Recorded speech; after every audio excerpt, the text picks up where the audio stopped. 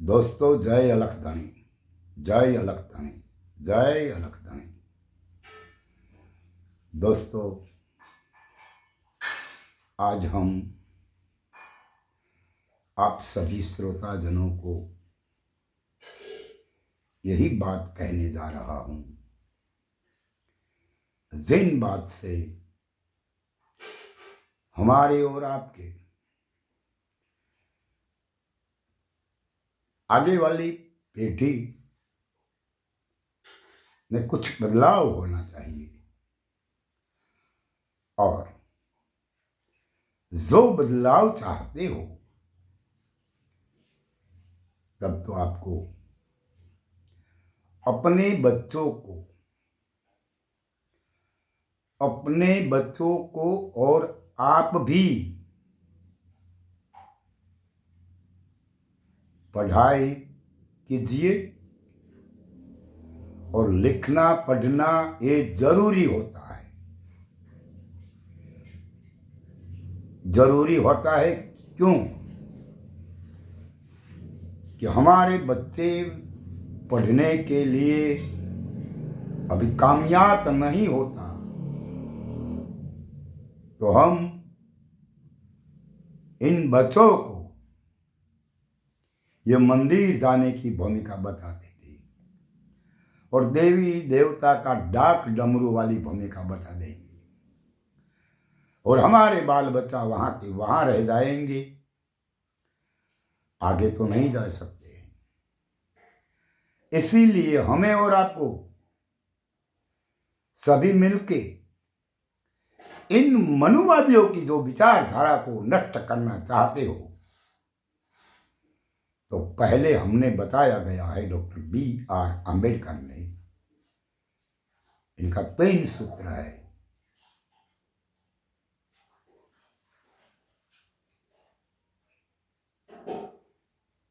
पढ़ना और एकता, उसके बाद संघर्ष। उन्होंने कहा है, एक शिक्षित बनिए, और जब तक हम और आपके बाल बच्चे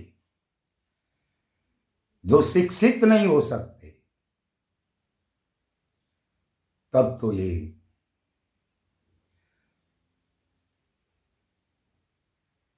संघर्ष की बात कैसे कर सकते हैं?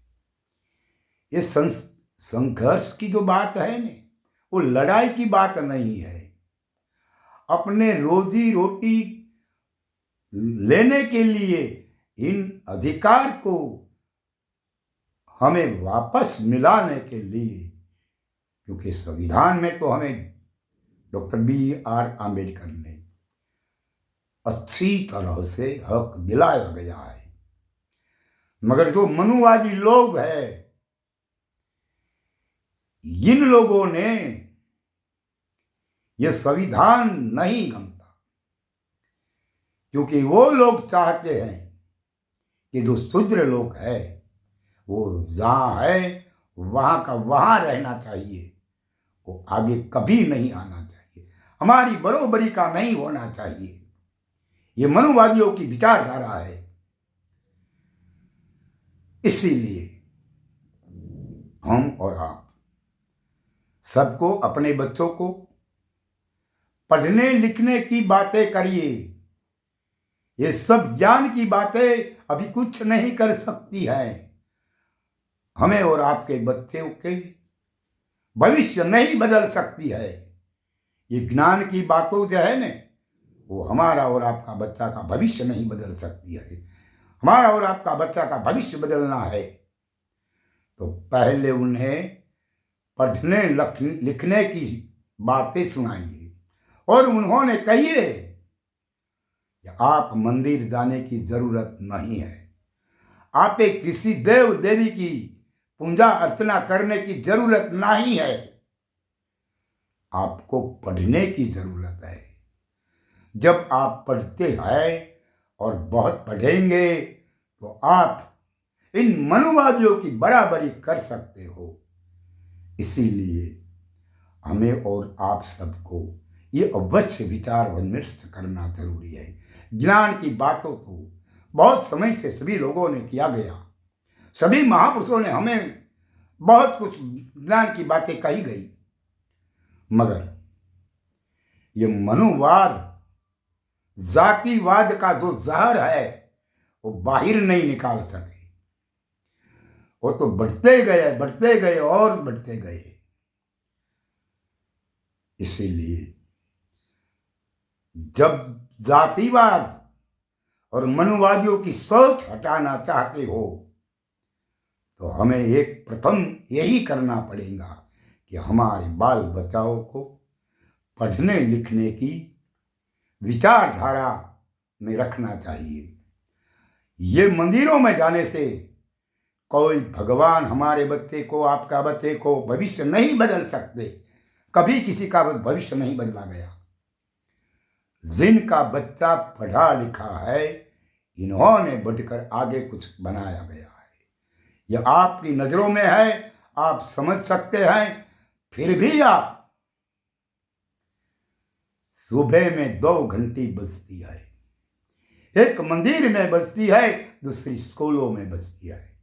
आपको कहाँ जाना है और कहाँ नहीं जाना है, इस बात पर हमें और आपको अवश्य विचार विमर्श करना होगा, क्योंकि हमारे बच्चों का भविष्य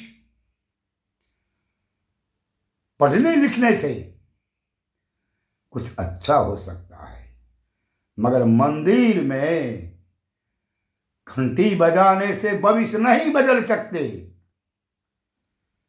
और जो आगे की बातों कही गई है मनुवादियों ने, वो तो हमने देखा नहीं है, सुनी है। वो लोगों का लिखा गया पुस्तकों में, सच नहीं है वो, क्योंकि हमारे महापुरुषों ने यह नहीं बताया कि वो सच है।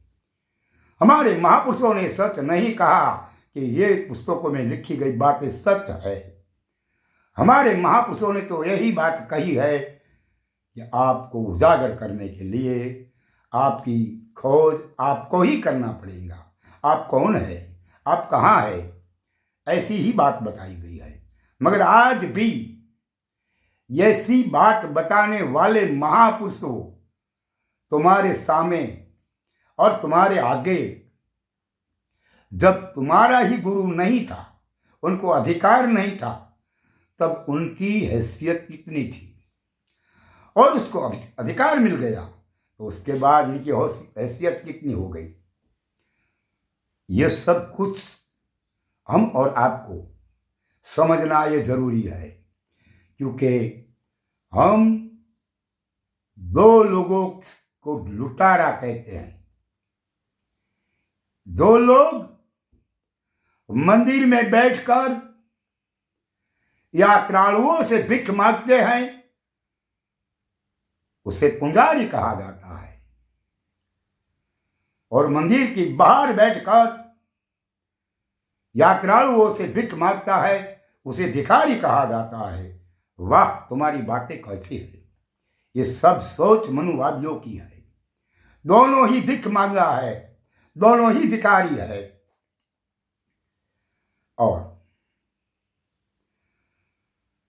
हम जो महापुरुषों, आज के महापुरुषों, जो साधुओं संतों की विरोधात्मक बातें करते हैं, मगर इनमें और इसी में कोई फर्क नहीं है, क्योंकि वो लोग मंदिर में पैसे लेते हैं और साधु संतों जो आज का है वो इनके चरणों में तुम डालते हो। बात तो वही है।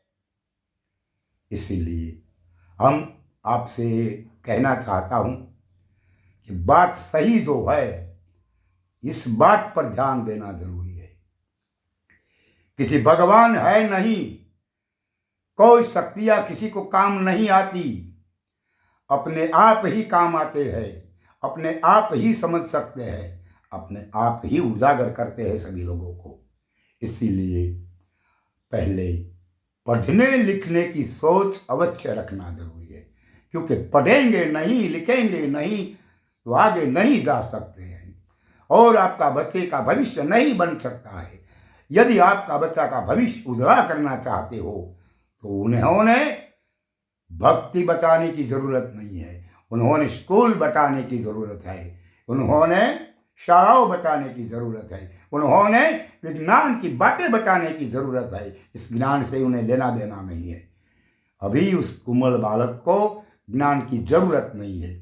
इसीलिए आप जब तक ज्ञान में रहेंगे तो आपका बालकों का भविष्य बर्बाद हो जाएंगे। इसीलिए आपके बच्चों का भविष्य करना चाहते हो उजला, तब तो यही करना होगा कि आपको पहले अपने बच्चों को लिखना पढ़ना सिखाइए और इनकी सोच इनके मगज में डालिए, मगर मनुवादियों की सोच को हटाइए।